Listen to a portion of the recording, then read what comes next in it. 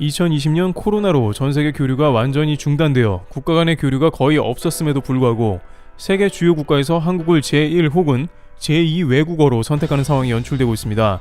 지금까지 많은 국가에서는 영어나 중국어 등 사용처가 넓은 유력 언어들을 채택해왔는데 왜 갑작스럽게 한국어를 택하는 나라들이 늘어났는지 궁금한데요. 특히 인구 많은 나라들이 대거 포함됐습니다. 포스트 코로나 시대를 맞아 2020년, 2021년에 한국어가 대거 제1, 2 외국어로 채택이 되었다는 소식입니다. 어떤 나라들인지 대략적으로 살펴보겠습니다. 첫 번째, 인도. 인도 정부는 한국어를 제2 외국어로 택했습니다. 힌디어와 영어가 거의 모국어로 쓰이는 가운데 이제는 한국어도 제2 외국어로 포함되어 앞으로 엄청난 학생들이 한국어를 익힐 것으로 판단됩니다. 인도 인구는 13억, 비공식 인구 15억에 육박하고 있어 전 세계에서 인구로는 1, 2위를 다투는 국가입니다.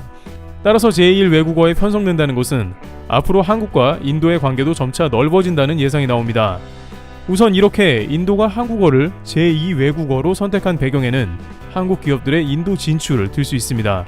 삼성은 중국에서 모바일 사업부를 철수시키고 중저가 라인이 인도에서 폭발적인 매출 성장이 있었기 때문에 인도로 라인을 옮기는 동시에 현지에서 다양한 인원을 고용하며 고용 창출 효과도 일으키고 있는 상황입니다.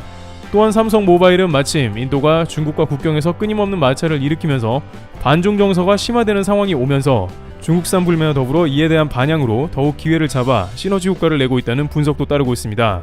실제 인도가 한국어를 제2 외국어로 선택한 배경에는 중국어 대신 한국어가 들어갔다는 의견도 나옵니다.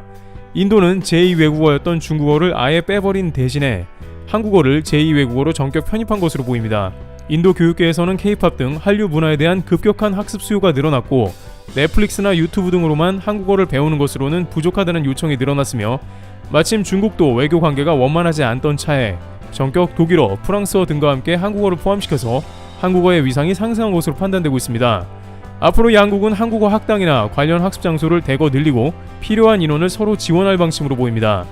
인도는 한국의 경제력이 급상승한 데다가 자국의 한국어 수요가 늘어나면서도 동시에 중국과의 분쟁 등 복합적인 요인으로 인해 한국어를 선택하는 등 앞으로 한국과 다양한 협력을 진행할 것으로 기대되고 있습니다. 두 번째, 베트남. 베트남은 한국어를 제1 외국어로 편성했습니다. 베트남 역시 코로나19임에도 불구하고 한국어를 제1 외국어로 전격 선택한 것은 역시 베트남에서 한국의 위상이 오히려 코로나 때문에 더 올라간 것으로 판단됩니다. 코로나 대응이 베트남 시각을 바꿔놓은 게 아니냐는 것인데요. 실제 최근 분석한 자료는 이를 뒷받침하고 있습니다. 독일 유력 언론은 OECD 국가 중에 여러 가지 지표를 모두 동원해 봐도 결론은 한국이 제일 잘했다는 기사를 냈습니다. 지금까지 OECD 회원 중에 한국은 코로나를 잘 선방했지만 일본이나 다른 기타 국가와 비슷하다는 의견이 많았습니다.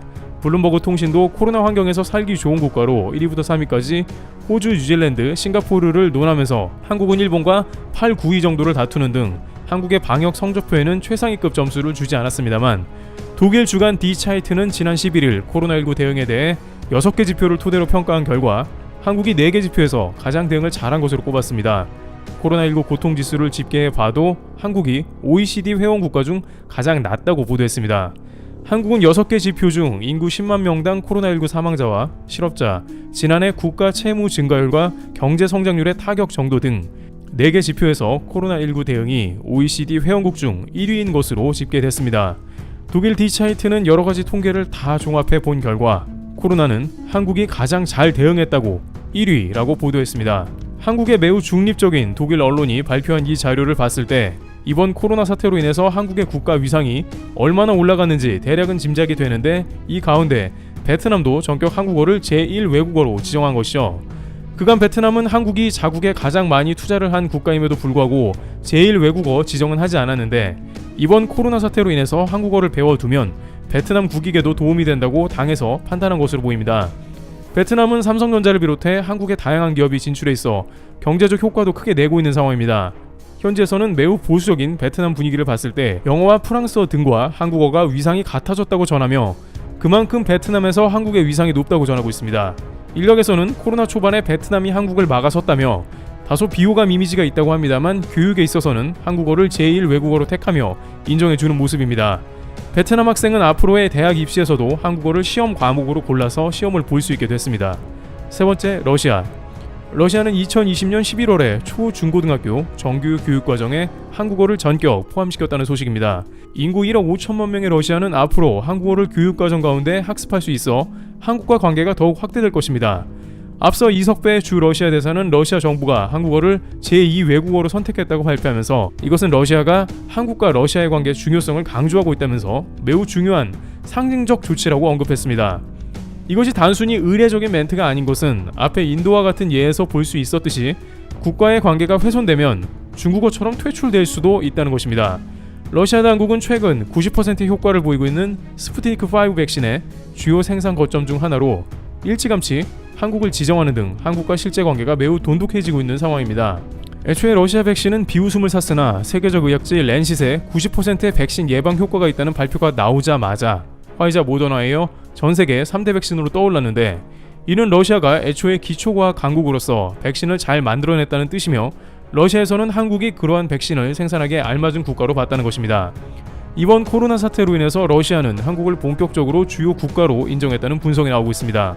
물론 러시아에서 과거부터 한국은 현대자동차가 IMF 때 모든 회사가 떠나더라도 현대는 러시아를 지켰다면서 의리 있는 한국의 회사로 명망을 떨치기도 했으며 도시락은 러시아의 대표적인 컵라면이기도 합니다. 또한 러시아가 국가안보 및 주요 산업으로 지정한 LNG 등 자원 개발에 있어서 한국의 조선사들이 대거 러시아와 계약을 맺는 등 시간이 가면 갈수록 러시아와 한국은 중요 관계를 맺고 있다는 분석입니다. 여기에 최근 러시아는 한국을 5대 공군 강국으로 분석하면서 일본과는 거리를 두는 모습이 나옵니다. 러시아 언론은 한국이 수출 규제에도 불구하고 미국과 5G의 전략적인 파트너로서 중국을 견제하고 있다면서 일본은 괜히 한국을 건드렸다가 자국의 반도체 공급, 사업망이 다소 무너지기도 했다는 보도도 덧붙였습니다. 또한 사할린 섬에 일본을 향해 사드 S-400을 배치하는 등 한국과는 협력을 지속하나 일본은 경계하는 모습을 보입니다. 한편 러시아는 유럽에 속한 국가인데 유럽에서 한류가 전례 없이 흥행하고 있다는 분석도 나오고 있습니다. 한국유럽센터 조사팀에 따르면 유럽 19개국을 전문가들이 모여 분석한 결과 약 71%의 전문가들이 한류의 인기가 크게 올라갔다고 분석했습니다.